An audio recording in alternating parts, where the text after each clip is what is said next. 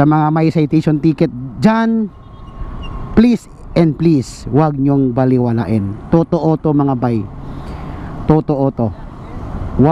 Wag nyong baliwalain.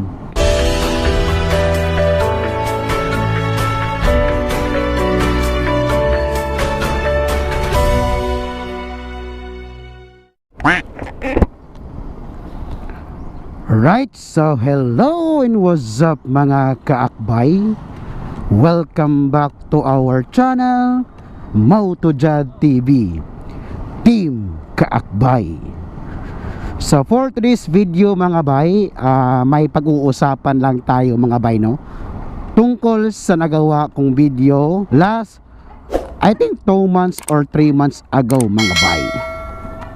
Alright, so ngayon mga bay, yung video na sinasabi ko mga bay, yung tungkol sa citation ticket. Kayo bay meron nito mga bay? Dahil actually mga bay, ako meron nito.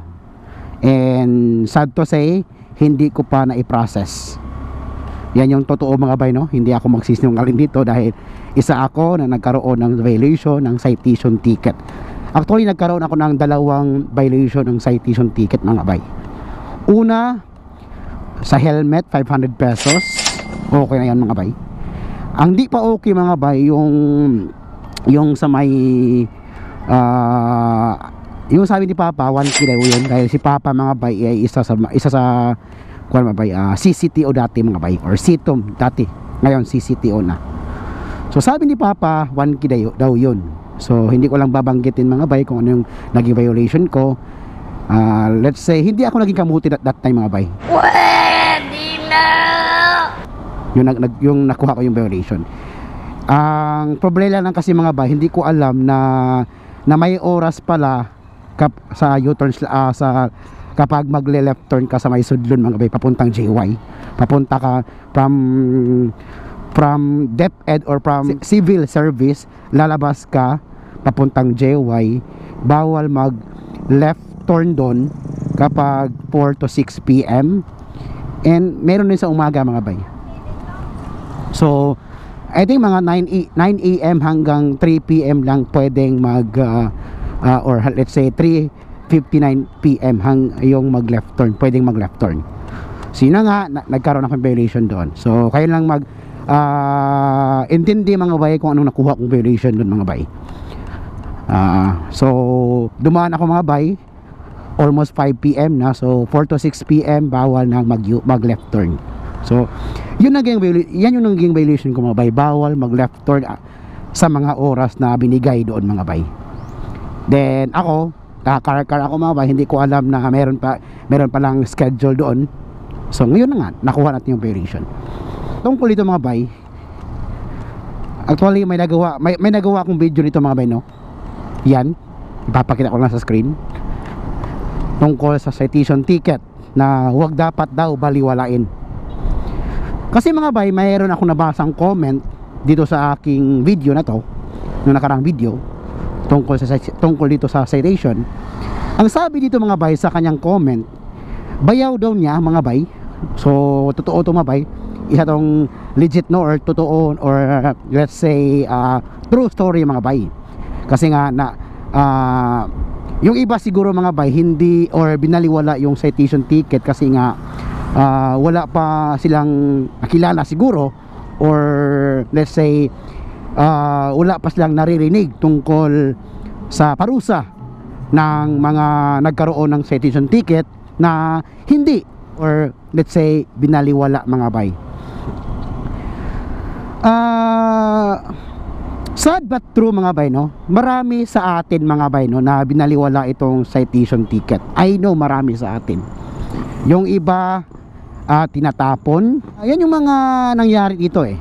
Binaliwala yung citation ticket. Nawala, pinunit. Yan ang totoo mga bay dito sa Pilipinas. I know hindi lang sa Cebu City, no, pati na rin sa ibang lugar dito sa Pilipinas mga bay.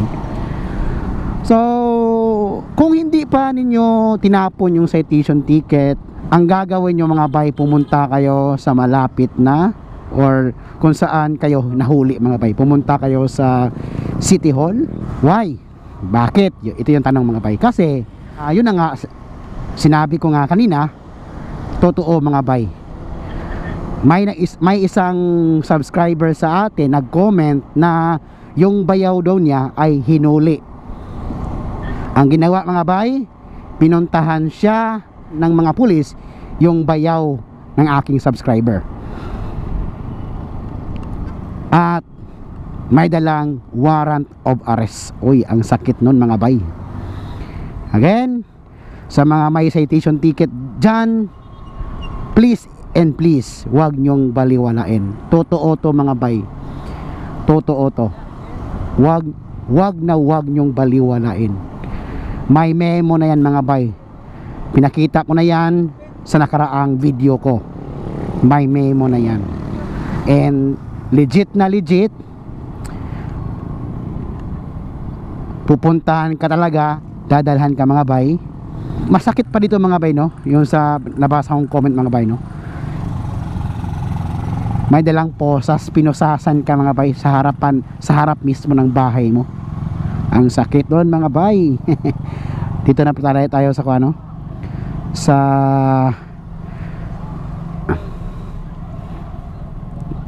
okay. Bye tayo mga bay. Poseng. Ay wala. May minto tayo eh. Ay hindi. Sige, sorry. Sorry ka na lang. Ayun na bay. Yan, di na tayo bay. Yan. So yun na nga mga bay. Sa mga merong citation ticket dyan, please and please, huwag nyong baliwalain. Pumunta kayo sa malapit na City Hall kung saan kayo nahuli at bayaran nyo yung mga violation na nakuha nyo. Okay? So hindi pala basta-basta yung citation ticket. So nung nakaraang video mga bay, pinag-usapan natin doon yung hindi ka makapag-renew at ng lisensya at driver's license at saka sa motor mo, sa rehistro ng motor mo kapag meron kang citation ticket.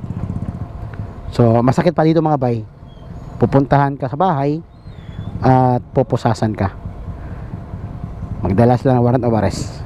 So mga bay, yan na lang siguro mga bay dahil nasa Car City Market na tayo. So yan lang and peace out.